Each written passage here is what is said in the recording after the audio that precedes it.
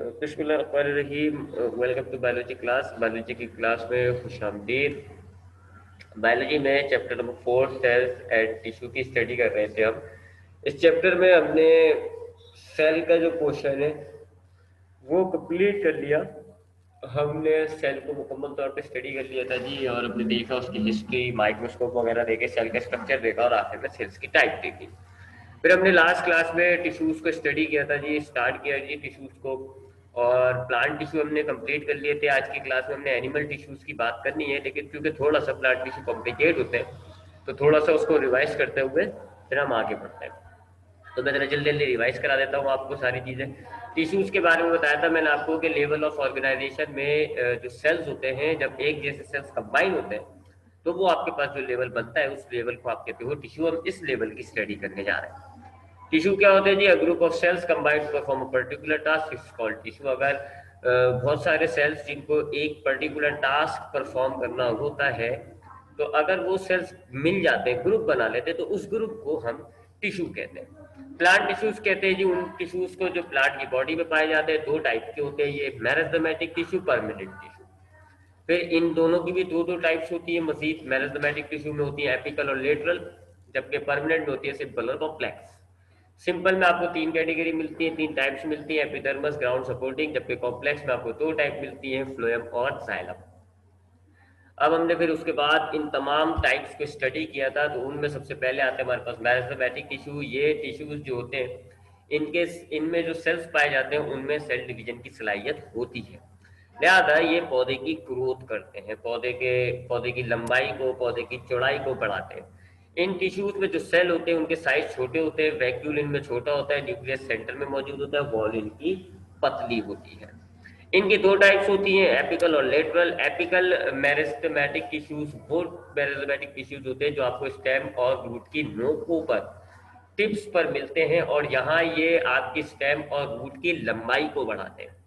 इस लंबाई की बढ़ाने को आप प्राइमरी ग्रोथ कहते हैं। जबकि दूसरी टाइप जो होती है लेटरल मेरिस्टेमेटिक टिश्यू, ये आपको स्टेम और रूट की साइडों में रिंग की शक्ल में मिलती है, और ये वहां पर आपके पौधे की चौड़ाई को इंक्रीज करते हैं जी, उसकी विड्थ को इंक्रीज करते हैं। और पौधे की चौड़ाई का इंक्रीज होना मैंने आपको बताया था सेकेंडरी ग्रोथ कहलाता है। तो ये हो गया मेरिस्टेमेटिक टिश्यूज को थोड़ा सा हमने रिवाइज कर लिया। उसके बाद हमने पढ़ा था परमानेंट टिश्यूज। परमानेंट टिश्यूज कहते हैं जी ऐसे टिश्यूज को जिनके जो सेल्स होते हैं वो डिवाइड नहीं हो सकते, सेल्स में डिवीजन की सलाहियत नहीं होती, ये मेरिस्टेमेटिक टिश्यू से बनते हैं। जो मेरिस्टेमेटिक टिश्यू जो है मैच्योर हो जाते हैं, उनमें सेल डिवीजन की सलाहियत खत्म हो जाती है, वो फिर कन्वर्ट हो जाते हैं परमानेंट टिश्यूज के अंदर। इनकी मोटी वॉल्स होती हैं और इनकी दो टाइप्स मैंने आपको बताई थी, सिंपल और कॉम्प्लेक्स। सिंपल कहते हैं ऐसे परमानेंट टिश्यू को जिनमें एक ही किस्म का, एक ही टाइप का सेल होता है, जबकि कॉम्प्लेक्स कहते हैं ऐसे टिश्यूज को, ऐसे परमानेंट टिश्यूज को जिनमें एक से ज्यादा किस्म का सेल्स मौजूद होता है। तो ये सिंपल है जी। सिंपल टिश्यूज क्या होते हैं? ऐसे परमानेंट टिश्यू जिनमें एक ही किस्म का सेल मिलेगा आपको। इसकी तीन टाइप होती है, एपिडर्मस, ग्राउंड और सपोर्टिंग। एपिडर्मस या एपिडर्मल टिश्यूज कहते हैं हम रूट स्टेम लीफ की जो आउटर लेयर होती है उस टिश्यू को। आपके रूट स्टेम लीफ की जो आउटर लेयर जिस टिश्यू से बनी हुई होती है उस टिश्यू को आप एपिडर्मस टिश्यू कहते हो।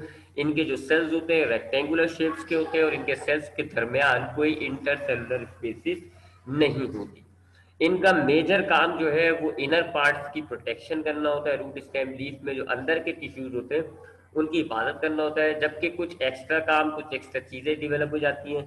जी जैसे रूट की एपिडर्मस पर रूट हेयर्स होते हैं जो वाटर एब्जॉर्प्शन में हेल्प करते हैं। लीफ की एपिडर्मस पर स्टोमेटा होते हैं जो गैसेस एक्सचेंज के अंदर हेल्प करते हैं। जबकि स्टेम और लीफ की एपिडर्मस जो है वो क्यूटिकल बना देती है ताकि एवेपोरेशन रोकी जा सके। उसके बाद दूसरा टिश्यू कहलाता है ग्राउंड टिश्यू। ये क्या होता है जी? आपके एपिडर्मस के बाद, ये तकरीबन सारे पार्ट्स में होता है, रूट स्टेम लीफ सब में होता है, और एपिडर्मस के बाद बाकी जितना जो आपकी रूट स्टेम लीफ का बाकी जितना भी पोर्शन है, मेजॉरिटी वो ग्राउंड टिश्यू से तैयार हुआ होता है। तो रूट एपिडर्मस के बाद जो लेयर है, एपिडर्मस के बाद जो अगली लेयर होती है, बहुत सारी लेयर होती है, वो होती है ग्राउंड टिश्यू की। इन टिश्यूज के जो सेल्स होते हैं उनको हम पैरेनकाइमस सेल्स कहते हैं, और ये लिविंग सेल्स होते हैं। इनकी वॉल पतली होती है, इनमें बड़ा वैक्यूल होता है, ये अपने अंदर खाने को स्टोर करते हैं, फूड सेल्स सब कुछ स्टोर करते हैं। जबकि लीफ के जो है ग्राउंड टिश्यूज होते हैं उनको हम मीजोफिल सेल्स कहते हैं, और वो फोटोसिंथेसिस करते हैं। उसके बाद तीसरे टिश्यूज होते हैं जी, जो आपको बताए थे सपोर्टिंग टिश्यू, या आपके प्लांट के पार्ट्स के अंदर सपोर्ट प्रोवाइड करते हैं। ये दो टाइप के होते हैं। प्लांट के पार्ट को सपोर्ट प्रोवाइड करेंगे, इनका काम होता है सपोर्ट करना, पौधे के पार्ट को सहारा देना। और इनकी दो टाइप्स होती हैं, एक कहलाती है कॉलन कायमा, एक कहलाती है स्केलन कायमा। कॉलन कायमा स्केलन कायमा में जिंदगी और मौत का फर्क है। कॉलन कायमा जिंदा सेल्स होते हैं, स्केलन कायमा मुर्दा सेल्स होते हैं। तो कॉलन कायमा क्या होते हैं जी, ये ऐसे सपोर्टिंग टिश्यूज होते हैं जो जिनके सेल्स लंबे होते हैं और जिंदा होते हैं। इनकी वॉल मोटी होती है, और ये आपको जो यंग स्टेम होते हैं ना, ग्रीन कलर के जो स्टेम होते हैं, उनकी एपिडर्मिस के नीचे जो है 3-4 लेयर्स जो है वो कॉलन कायमा की मिलती हैं। या फिर या आपको जो है लीफ में जो वेन्स होती हैं उनके ऊपर जो है इनकी आपको कुछ जो है कॉलन कायमा का टिश्यू मिलेगा। ये सपोर्ट प्रोवाइड ही कर रहा है। उसके बाद स्केलन कायमा जो डेड सेल्स होते हैं, इनकी वॉल में लिग्निन स्टोर हो जाता है, जिससे इनकी वॉल बड़ी सख्त हो जाती है, और ये बड़े हार्ड सेल्स होते हैं। ये आपको जाइलम और फ्रूट कोट्स के अंदर मिलते हैं। ये सख्ती प्रोवाइड करते हैं, सपोर्ट दे रहे होते हैं प्लांट के पार्ट्स को जहाँ पर ये मौजूद होते हैं। फिर हमने कॉम्प्लेक्स टिश्यू पढ़ा। कॉम्प्लेक्स टिश्यू क्या होते हैं? सिंपल के अपोजिट होते हैं ऐसे परमानेंट टिश्यू जिनमें एक से ज्यादा किस्म के सेल्स आपको मिल रहे होते हैं, यानी 2, 3 या 4 डिफरेंट टाइप्स के सेल्स से मिलके बना हुआ होता है एक कॉम्प्लेक्स। दो टाइप होती है इसकी, जाइलम और फ्लोएम। जाइलम जो होता है इसमें आपके पास 4 किस्म के सेल्स होते हैं, पैरेन्काइमा, फाइबर, वेसल्स और ट्रैचेट्स। 4 डिफरेंट दिख रहे हैं इसलिए ये कॉम्प्लेक्स हो गया। ठीक है, पैरेन्काइमा, वेसल्स, ट्रैचेट्स और fibres, they all are different type of cells, so they are different, they are complex tissue, क्योंकि ये मुख्तलिफ सेलों से मिलके बन गया। जाइलम पैरेन्काइमा इनमें जिंदा होता है, जबकि वेसल्स, ट्रैचेट्स और फाइबर्स ये मुर्दा सेल्स होते हैं, डेड सेल्स होते हैं। ये आपके स्केलन कायमा से बने हुए होते हैं। वेसल्स और ट्रैचेट्स जो है पाइप की तरह की होती है, इनके अंदर से पानी का आना जाना होता है। जबकि पैरेन्काइमा जिंदा सेल है, ये फूड स्टोर कर लेता है। फाइबर सपोर्ट प्रोवाइड कर रहा होता है। इनकी वॉल्स मोटी होती है, मैंने आपको बताया था 4 में से 3 तो ये स्केलन कायमा से बने हुए जिनकी वॉल थिक होती है। लिहाजा ये पूरा xylem tissue thick wall tissue होता है। ये ना सिर्फ वाटर कंडक्शन करता है बल्कि सपोर्ट भी प्रोवाइड करता है। ये एक तो इसका मेजर काम तो क्या है जी कि रूट से ये वाटर एब्जॉर्ब करता है। रूट जब वाटर एब्जॉर्ब करती है तो वो जाइलम तक आती है, फिर जाइलम उस वाटर को ऊपर चढ़ाता है लीफ तक। It transport, it conduct water from root to leaf, and the second work is the support, क्योंकि ये सख्त टिश्यू है, लिहाजा ये आपके प्लांट के पार्ट को सपोर्ट प्रोवाइड कर रहा होता है। उसके बाद दूसरा टिश्यू जो टाइप है जी कॉम्प्लेक्स की, वो कहलाती है फ्लोएम। इनमें आपके पास 4 किस्म के सेल्स होते हैं, tubes, sieve tubes, companion cells, parenchyma और फाइबर। ठीक है जी, ये 4 किस्म के सेल्स होते हैं, लेकिन इनकी वॉल्स इतनी ज्यादा मोटी नहीं होती जितनी आपकी जाइलम की होती है। ये थिन वॉल्स के होते हैं, और इनका काम ये होता है कि लीफ ने जो फूड प्रिपेयर किया होता है उसको ये लेकर बाकी पार्ट्स के अंदर ट्रांसफर करते हैं। They conduct prepare food from leaf. तो ये लीफ से जो खाना तैयार होता है वो फ्लोएम में जाता है, और फिर फ्लोएम से पूरी प्लांट की बॉडी कनेक्टेड होती है, रूट स्टेम लीफ में होता है ये। तो वहां से फिर ये फ्लोएम से ये होता हुआ डिफरेंट पार्ट्स तक जाता है, और डिफरेंट पार्ट्स को जो है ना ये फूड प्रोवाइड करता है। तो ये थे जी प्लांट टिश्यूज जो हमने लास्ट क्लास में स्टडी किए थे जी। आज हम बात करते हैं एनिमल टिश्यूज की। एनिमल्स में जो टिश्यूज पाए जाते हैं उनको आप एनिमल टिश्यूज कहते हो। खुशकिस्मती से इनकी जो क्लासिफिकेशन है, इनकी जो टाइप्स हैं, वो प्लांट की तरह कॉम्प्लिकेटेड नहीं है। प्लांट की तरह आपने देखा ना 2 टाइप्स थी, फिर 2 के अंदर भी 2-2 थी, फिर 1 के अंदर 3 थी। तो ऐसा कुछ मामला नहीं होगा। एनिमल टिश्यूज के अंदर सिर्फ 4 किस्म की होती है। एनिमल टिश्यूज हमारे पास 4 टाइप्स होते हैं। तो एनिमल टिश्यूज क्या होते हैं? वो टिश्यूज तो आपको मैंने बता चुका हूँ, लास्ट क्लास में भी रवि भी बताया कि अगर बहुत सारे सेल्स मिलकर काम करना शुरू करें तो इस ग्रुप को आप कहते हो टिश्यू। और अगर ये टिश्यू, ये सेल्स एनिमल से ताल्लुक रखते हैं तो इनको आप कहते हैं एनिमल टिश्यू। एनिमल टिश्यूज में जो 4 टाइप्स होती हैं वो होती हैं, एक होती है एपिथेलियल, एक होती है कनेक्टिव, एक होती है मस्कुलर, एक होती है नर्वस। ये 4 किस्म के टिश्यूज होते हैं एनिमल। इसमें से अभी हमने जो स्टार्ट करना है वो है एपिथेलियल टिश्यू। एपिथेलियल जैसे प्लांट में अभी आपने देखा था ना, एपिडर्मस जो आउटर लेयर पे पाया जा रहा था, रूट स्टेम लीफ की बिल्कुल आउटर लेयर पे जो पाया जा रहा था उसको हम एपिडर्मस कह रहे थे। बिल्कुल एपिडर्मस एनिमल के अंदर एपिथेलियल कहलाता है। तो एपिथेलियल टिश्यू क्या होता है? ऐसा टिश्यू जो हमारे बॉडी के जो मुख्तलिफ पार्ट्स होते हैं उनकी सरफेस पे, उनकी आउटर लेयर पे पाया जा रहा है। यानी आपका जो जितने भी बॉडी पार्ट्स है, आपकी स्किन हो जाती है, आपके लंग्स, हार्ट, स्टमक, जितने भी आपके बॉडी पार्ट्स हैं उनकी सरफेस पर उनकी आउटर लेयर जिस टिश्यू से बनी हुई होती है उस टिश्यू को आप एपिथेलियल टिश्यू कहते हो। जैसे कि ये आपके एक ऑर्गन का माइक्रोस्कोपिक व्यू है, तो इस ऑर्गन की ये जो डार्क कलर में नजर आ रहा है ना आपको, ये एपिथेलियल टिश्यू है, आउटर लेयर है ये आपकी। इसी तरह ये एक और ऑर्गन है, इसका भी देख ले आउटर लेयर जो है जिसको हमने डार्क कलर से स्टेन किया हुआ है, ये एपिथेलियल है। तो एपिथेलियल टिश्यू क्या होता है, हमारी बॉडी के जो पार्ट्स होते हैं उनकी जो आउटर सरफेस होती है वो जिस टिश्यू से बनी हुई होती है उस टिश्यू को हम कहते हैं एपिथेलियल टिश्यू। ये इनके सेल्स की अगर हम बात करें, इनकी पहले तो ये फंक्शंस बता दूं मैं आपको। एक तो ये ना सिर्फ आपके आपके जो बॉडी पार्ट्स यानी आपका जो बॉडी पार्ट है उसके जो इंटरनल टिश्यूज हैं, एक तो ना सिर्फ ये उनकी हिफाजत कर रहा होता है, बल्कि आपके उस बॉडी ऑर्गन के अंदर जितनी भी चीजें आएंगी यानी एब्जॉर्प्शन होगी वो भी इसी लेयर के थ्रू होती है।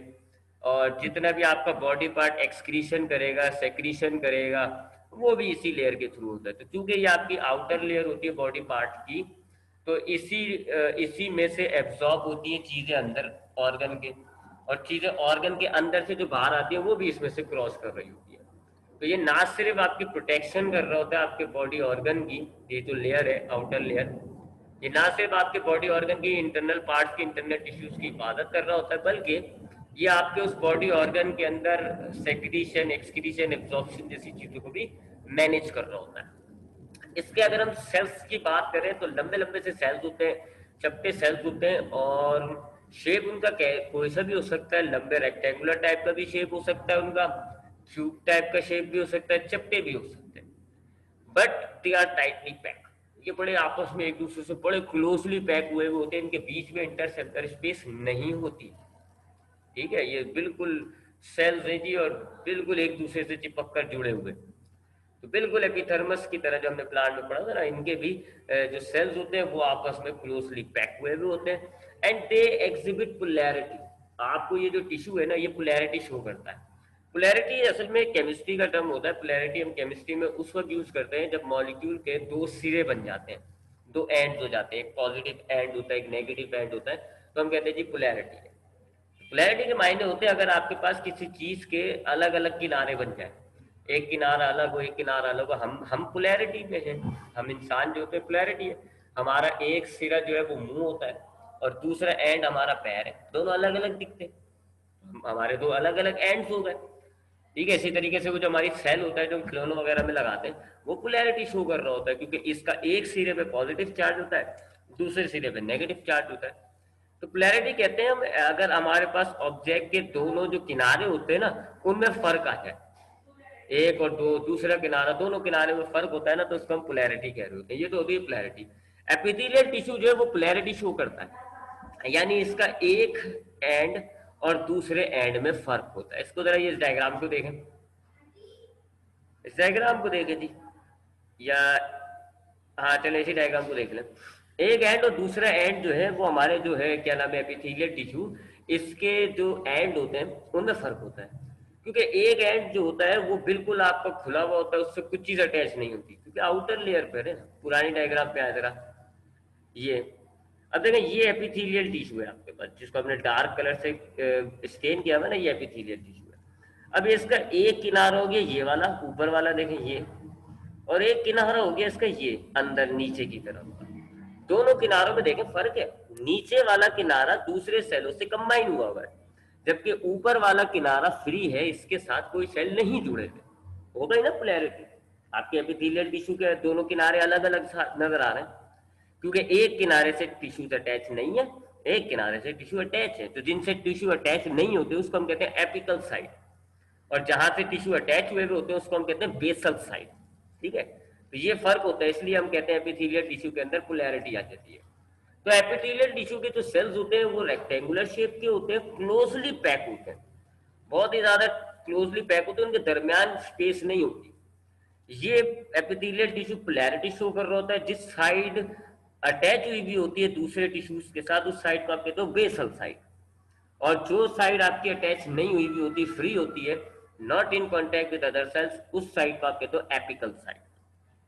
उसके बाद बेसल साइड और जो दूसरा टिश्यू होता है उनके बीच में भी एक नॉन सेलुलर लेयर पाई जा रही होती है, उसको हम कहते हैं बेसमेंट मेम्ब्रेन। ये भी याद रखिएगा, यानी एपिथेलियल टिश्यू, उसके बाद जो दूसरा टिश्यू होता है ना वो होते हैं कनेक्टिव। तो एपिथेलियल और कनेक्टिव टिश्यूज डायरेक्ट नहीं जुड़े हुए होते, बल्कि इनके दरमियान ग्लू की तरह की एक नॉन सेलुलर लेयर पाई जाती है जो आपके एपिथेलियल और कनेक्टिव को जोड़ देती है। उसको हम कहते हैं बेसमेंट मेम्ब्रेन। ठीक है, तो पहले एपिकल साइड क्या होती है, वो साइड एपिथेलियल टिश्यू की जिससे कोई चीज नहीं जुड़ी, कोई टिश्यू नहीं जुड़ा हुआ। बेसल साइड क्या होती है, जिससे आपका कनेक्टिव टिश्यू जुड़ा हुआ है, लेकिन कनेक्टिव टिश्यू भी डायरेक्ट नहीं जुड़ा हुआ होता, बेसमेंट मेम्ब्रेन के थ्रू जुड़ा हुआ होता है। अब आते हैं इसकी जरा टाइप्स की तरफ। हमने देख लिया एपिथेलियल टिश्यू कहाँ होता है जी, या आपके जितने भी ऑर्गन है उनकी आउटर लेयर पर जो टिश्यू है ना, वो है एपिथेलियल टिश्यू। हमने ये भी देख लिया इसके सेल्स कैसे होते हैं, लॉन्ग, चपटे, रेक्टेंगुलर शेप के, कोई इंटरसेलुलर गैप नहीं होता। हमने ये भी देखा इसकी कुछ कैरेक्टर के जी, एपिथेलियल टिश्यू पोलैरिटी शो कर रहा होता है, एपिकल साइड बेसल साइड होती है। और हमने इसका काम भी देखा कि ये हमारे ऑर्गन्स की प्रोटेक्शन कर रहा होता है, एब्जॉर्प्शन, एक्सक्रीशन, सेक्रीशन जैसे काम को करता है। उसके बाद अब आते हैं इसकी जरा टाइप्स की तरफ। इसकी टाइप्स इजी है, बहुत सारी है, इसकी बहुत सारी टाइप्स होंगी जी। तो उस टाइप्स को हमने समझने के लिए दो तीन वर्ड जरा की वर्ड ध्यान में रख लीजिएगा, दो तीन की वर्ड रखिएगा ध्यान में। एक सिंपल, और सिंपल के अलावा दूसरा वर्ड आएगा जी आपके पास सेट्रिफाइड। तो ये जो सिंपल वर्ड आ रहा है ना, सिंपल, इसका मतलब होगा आपके पास सेल की एक लेयर होगी, खाली एक लेयर होगी। और अगर ये वर्ड आएगा सेट्रिफाइड, सेट्रिफाइड, सेट्रिफाइड आएगा तो इसका मतलब होगा आपके पास सेल की एक से ज्यादा लेयर्स होंगी। देख ले डायग्राम को। ठीक है, तो टाइप्स को इजी करने के लिए मैं आपको बता रहा हूं, अगर सिंपल वर्ड आता है तो आप समझ जाइएगा सेल की एक लेयर होगी, और सेट्रिफाइड का मतलब होता है आपके पास सेल की दो चार लेयर्स होती है। ठीक है, बाकी जो दूसरा वर्ड होगा ये बताएगा आपके सेल का शेप। दूसरा वर्ड क्या बताएगा, आपके सेल का शेप। अगर स्क्वामस है तो इसका मतलब है चपटे, क्यूबॉइडल है इसका मतलब है क्यूब शेप के, कॉलमनर है तो इसका मतलब है रेक्टेंगुलर शेप के। तो भाई ये टाइप्स आपके लिए इजी हो जाएंगी अगर आप बस ये दो बातें ध्यान में रखें कि पहला वर्ड जो आ रहा होगा वो या तो सिंपल होगा या सेट्रिफाइड होगा। सिंपल का मतलब है एक लेयर, सेट्रिफाइड का मतलब है एक से ज्यादा लेयर। दूसरा वर्ड जो आ रहा होगा वो आपको शेप बताएगा। ठीक है, तो अब हम जरा टाइप की तरफ आ जाते हैं जी। हाँ, यहां से टाइप स्टार्ट होती है। सबसे पहली टाइप हमारे पास एपिथेलियल टिश्यू की, इसको हम कहते हैं सिंपल स्क्वामस एपिथेलियल। सिंपल का मतलब होगा एक लेयर, स्क्वामस का मतलब होता है चपटे। ठीक है, तो ये एपिथेलियल क्या होते हैं, ये ऐसे एपिथेलियल होते हैं जिनके अंदर खाली एक लेयर होती है, एक सेल की लेयर होगी, और जो सेल होते हैं वो चपटे चपटे होते हैं। उसको आप कहते हो सिंपल स्क्वामस एपिथेलियल। ठीक है, ऐसे एपिथेलियल टिश्यूज होते हैं ये जिनमें खाली आपको एक लेयर मिलती है, उसके बाद दूसरा टिश्यू शुरू हो जाता है। एक लेयर होती है और इनके जो सेल्स होते हैं वो चपटे चपटे होते हैं। They are called simple squamous epithelial. ये आपको कहाँ मिलती है जी, ये आपको जो हमारे लंग्स के अंदर एल्वियोलाई होती है ना, और हमारी जो ब्लड कैपिलरीज होती है वहां पर मिलती है। क्योंकि एल्वियोलाई और ब्लड कैपिलरीज में एक्सचेंज होता है। एल्वियोलाई के अंदर गैस का एक्सचेंज होता है, ब्लड कैपिलरीज में खून का, और खून के अंदर चीजों का एक्सचेंज हो रहा होता है। तो इसलिए ऐसी जगहों पे पतली एपिथेलियल होनी चाहिए, तो इसलिए पतली होती है। तो सिंपल स्क्वामस एपिथेलियल पहली टाइप होती है, इसमें आपके पास एक ही लेयर होती है और चपटे चपटे सेल्स होते हैं। इसको आप कहते हो सिंपल स्क्वामस। ये आपको एल्वियोलाई में मिलेगी और जो खून की नसें होती हैं उनमें मिलती है। उसके बाद जो दूसरी टाइप है वो कहलाती है सेट्रिफाइड स्क्वामस एपिथेलियल। सेट्रेटिफाइड स्क्वामस एपिथेलियल क्या होता है, सेट्रेटिफाइड का मतलब होगा कि एक से ज्यादा लेयर्स है। तो देख ले डायग्राम में 5 लेयर्स नजर आ रही है। तो सेट्रेटिफाइड का मतलब हो गया एक से ज्यादा लेयर्स होती है, स्क्वामस का मतलब वही चपटे सेल्स। तो ये क्या होते हैं जी, सेट्रेटिफाइड स्क्वामस एपिथेलियल। ये ऐसे एपिथेलियल टिश्यूज होते हैं जिनमें एक से ज्यादा लेयर्स होती है और जो सेल्स होते हैं वो चपटे होते हैं। ये आपको जो आपकी खाल होती है ना, उसकी स्किन की जो आउटर लेयर है वो इससे बनी हुई होती है, सेट्रेटिफाइड स्क्वामस एपिथेलियल से। ठीक, आगे बढ़ते हैं। अगली टाइप हमारे पास है सिंपल क्यूबॉइडियल, क्यूबॉइडियल एपिथेलियल। क्यूबॉइडियल जो है क्यूब से निकला हुआ है, क्यूब शेप के, चकोर शेप के। तो ये क्या होते हैं जी, सिंपल का मतलब वही एक लेयर, एक लेयर। तो ये ऐसे एपिथेलियल होते हैं जिनके अंदर खाली एक लेयर होती है सेल्स की, और जो सेल्स होते हैं वो क्यूब शेप के होते हैं। डायग्राम में आप देखें क्यूब शेप नजर आ रहा होगा आपको। तो ऐसे ऐसे एपिथेलियल जिनमें एक लेयर होती है क्यूब शेप के सेल्स की, उनको आप कहते हो सिंपल क्यूबॉइडियल एपिथेलियल। या आपको किडनी की जो ट्यूब्स होती हैं या हमारे ग्लैंड्स की जो ट्यूब होती है उनमें मिलते हैं। ग्लैंड्स की, यानी कि पैंक्रियास, लीवर या जो किडनी में हमारी नालियां होंगी ना, उन नालियों में पाया जाता है ये वाला एपिथेलियम। उसके बाद आता है जी अगला स्ट्रैटिफाइड क्यूबॉइडियल एपिथेलियम। अब ये क्या होता है स्ट्रैटिफाइड का मतलब वही एक से ज्यादा लेयर्स, क्यूबॉइडियल मतलब क्यूब वाले सेल हो गए। तो ये आपके आपके दो एक से ज्यादा लेयर्स पर मुश्तमिल एपिथेलियल होता है और इनके सेल्स जो होते हैं वो क्यूबॉइडियल शेप के होते हैं। ये आपको बहुत सारे ग्लैंड्स की नालियों में ही मिलती है। बहुत सारे ग्लैंड्स की नालियां जो होती हैं वो एक लेयर से बनी हुई होती है तो वो सिंपल क्यूबॉइडियल हो जाते हैं। बहुत सारे ग्लैंड्स की जो डक्ट्स होती है, नालियां होती है, वो एक से ज्यादा लेयर से बनी हुई होती है तो वो सेट्रिफाइड हो जाती है। अगला शेप हमारे पास, अगली जो टाइप है उसको हम कहते हैं सिंपल कॉलमनर एपिथेलियल। ये ऐसे एपिथेलियल होते हैं जिनमें एक लेयर होती है सेल की, और जो सेल होते हैं वो रेक्टेंगुलर शेप के कॉलम की तरह नजर आ रहे होते हैं। ऐसे सेल को, ऐसे एपिथेलियल को हम कहते हैं सिंपल कॉलमनर एपिथेलियम। ये हमें जो है हमारे जो डाइजेस्टिव ट्रैक्ट होता है, जैसे कि स्पेशली इंटेस्टाइन वगैरह, स्मॉल इंटेस्टाइन, लार्ज इंटेस्टाइन, उनमें ये मिलता है। हाँ, एक तो डाइजेस्टिव ट्रैक में मिलता है और एक हमें ये फीमेल के रिप्रोडक्टिव सिस्टम के अंदर मिलता है, क्योंकि वहां पे मूवमेंट होती है। इनके अंदर सीलिया लगे हुए होते हैं, छोटे छोटे से बाल होते हैं और बाल की मदद से ये मूवमेंट करते हैं। नेक्स्ट टाइप हमारे पास है स्ट्रेटिफाइड कॉलमनर एपिथेलियम। इसमें एक से ज्यादा लेयर्स होती है और जो सेल्स होते हैं वो रेक्टेंगुलर शेप के कॉलम्स की तरह होते हैं। ये बड़ा रेयर है जी, हमारे बॉडी के अंदर इतना कॉमन नहीं है, इतना आम नहीं है, बहुत ही रेयर है। और बस रिप्रोडक्टिव सिस्टम के कुछ ऑर्गन्स के अंदर ये वाला जो टिश्यू है, ये एपिथेलियल टिश्यू, ये पाया जाता है। उसके बाद अगला है जी स्ट्रेटिफाइड ट्रांजिशनल एपिथेलियम। ये अच्छा, ट्रांजिशनल मतलब होगा जी, ट्रांजिशनल का मतलब होता है आहिस्ता आहिस्ता चेंज होना।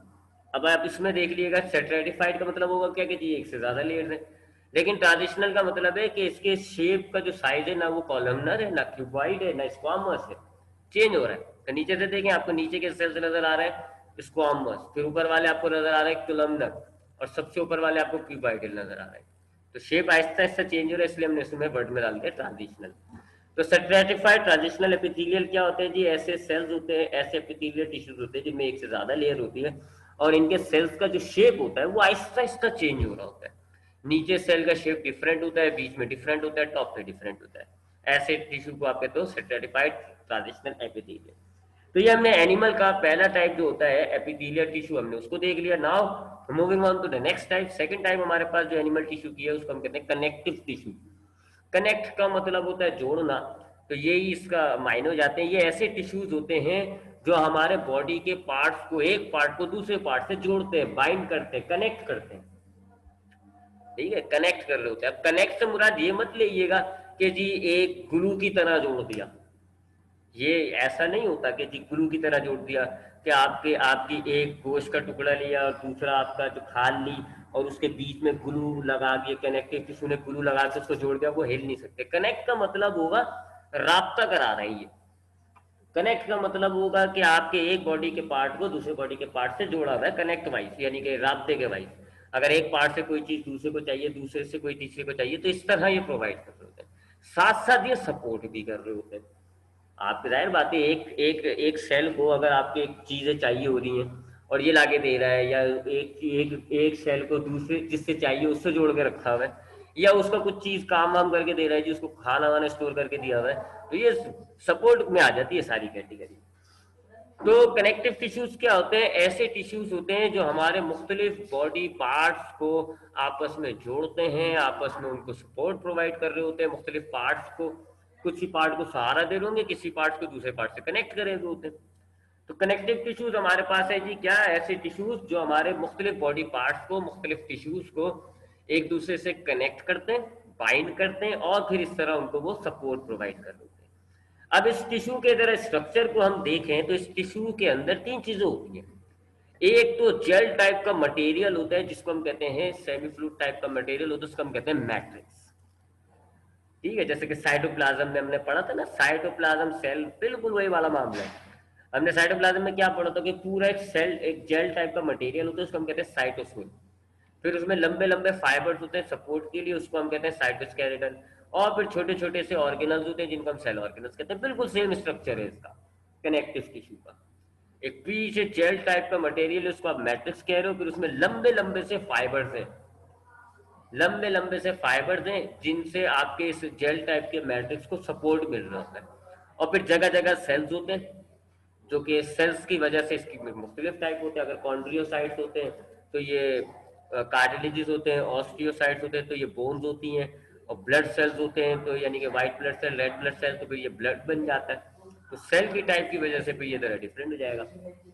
ठीक है, तो this is the connective tissue. The second type of animal tissue. Connective tissue क्या होता है? ऐसे टिश्यूज होते हैं जो हमारे बॉडी पार्ट्स को सपोर्ट प्रोवाइड करते हैं, बॉडी पार्ट्स को दूसरे बॉडी पार्ट्स या टिश्यूज को एक हिस्से को दूसरे हिस्से से जोड़ते हैं, बाइंड करते हैं, उनके दरमियान ताल्लुक पैदा करते हैं, उनको सपोर्ट दे रहे होते हैं।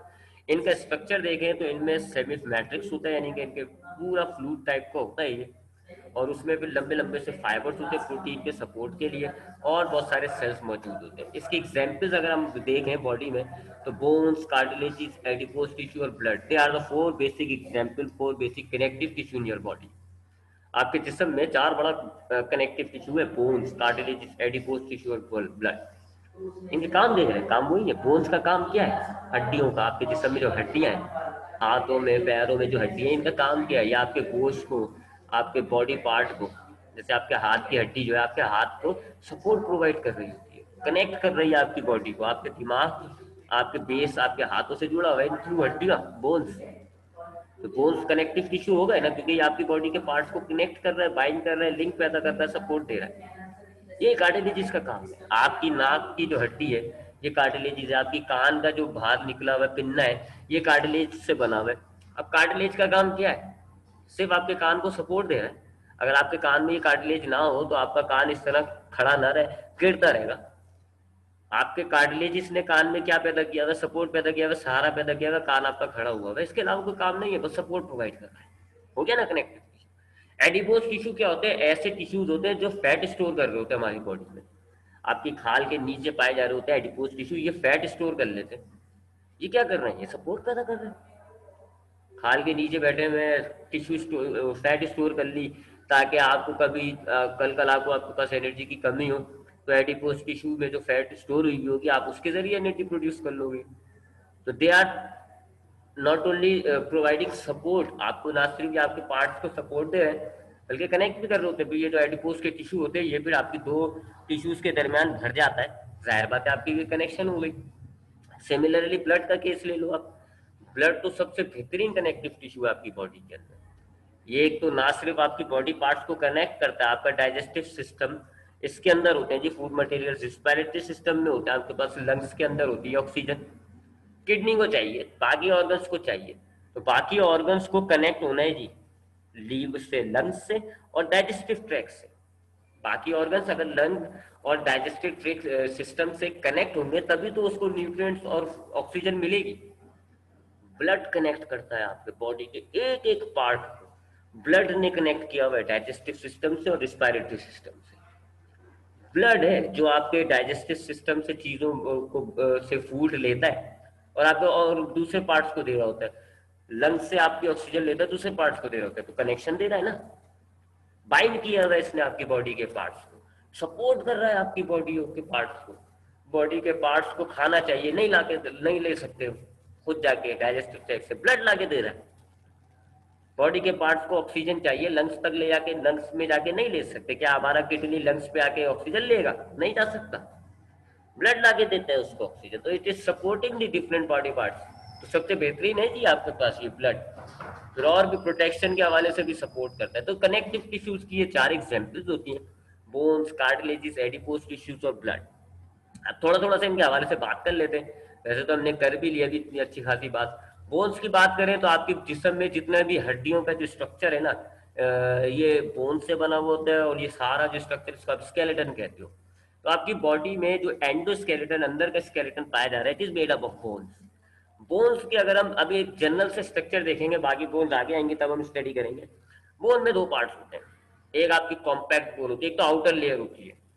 ये आपकी तो आउटर लेयर होती है जी, इसको तो आप ये आउटर लेयर है, इसमें दो लेयर्स होती हैं, एक आउटर और एक इनर लेयर।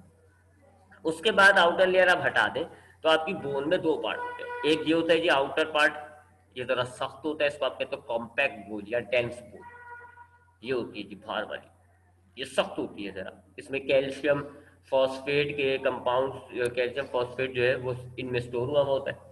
यानी इनका जो मैट्रिक्स होता है ना, उसमें सेल्स के साथ साथ फाइबर्स के साथ साथ कैल्शियम और फॉस्फेट भी डला होता है, जिसकी वजह से वो सॉलिड होते हैं। तो इस वजह से ये कॉम्पैक्ट बोन सख्त हो जाती है। तो आपके पास ये पहली लेयर जो होती है मोटी थिक लेयर, ये कॉम्पैक्ट बोन होती है, सख्त होती है। उसके बाद ये वाली जो अंदर की तरफ आपको नजर आ रही है, ये जरा हल्की होती है, नरम होती है, इसको हम कहते हैं स्पॉन्जी बोन।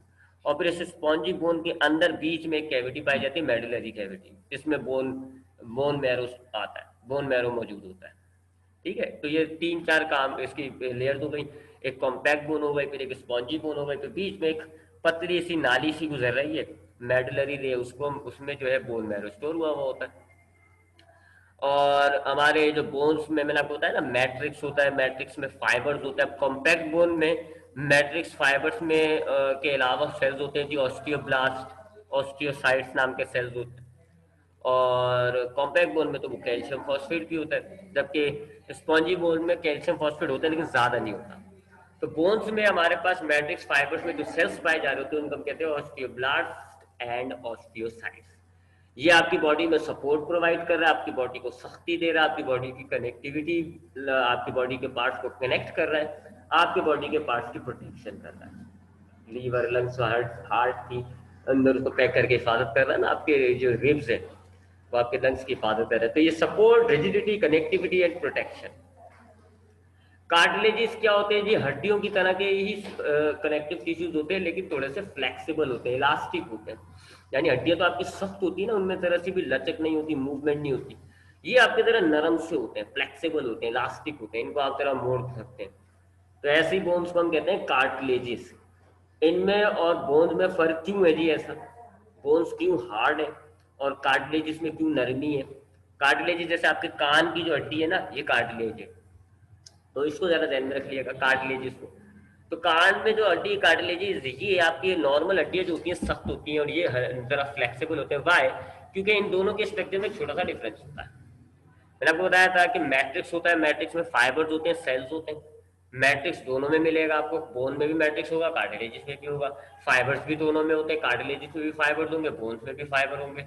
फिर जो बोन्स होते हैं उसके सेल्स जो है वो ऑस्टियोब्लास्ट और ऑस्टियोसाइट्स कहलाते हैं, जबकि कार्टिलेजिस के जो सेल्स होते हैं उनको हम कॉन्ड्रियोसाइट्स कहते हैं। फर्क आता है जी कि बोन में इन तीन चीजों के अलावा कैल्शियम और फॉस्फेट के क्रिस्टल स्टोर हुए होते हैं मैट्रिक्स के अंदर, जिसकी वजह से वो सख्त हो जाता है मैट्रिक्स। जबकि कार्टिलेज जिसमें कैल्शियम और कैल्शियम और फॉस्फेट के जो अल्लाह आपका भला करे क्रिस्टल्स होते हैं ना, वो इतने नहीं होते, बहुत ही कम होते हैं, बहुत कम स्टोर हुए होते हैं, तो इस वजह से ये फ्लेक्सिबल होते हैं। ये आपके इसका स्ट्रक्चर हो गया जी। ये इसका पीछे फ्लूइड नजर आ रहा है आपको, जिसको मैट्रिक्स कह रहे हैं। ये इसके अंदर कॉन्ड्रियोसाइट्स हैं, और ये लैक्यूनी जो होती है, कॉन्ड्रियोसाइट्स, दो कॉन्ड्रियोसाइट्स के बीच में जो गैप होता है ना, उसको हम कह रहे होते हैं लैक्यूनी। थोड़ी सी स्पेस होती है कॉन्ड्रियोसाइट्स और मैट्रिक्स के दरमियान। उसके बाद कार्टिलेजिस की के बाद हमारे पास जो तीसरा आता है जी, ब्लड है।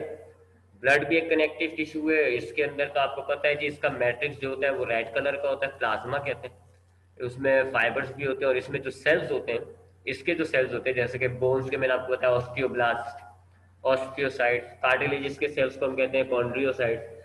ब्लड में जो सेल्स होते हैं वो होते हैं red blood cells, white blood cells और प्लेटलेट्स। और जो इसका मैट्रिक्स होता है उसको आप कहते हो प्लाज्मा।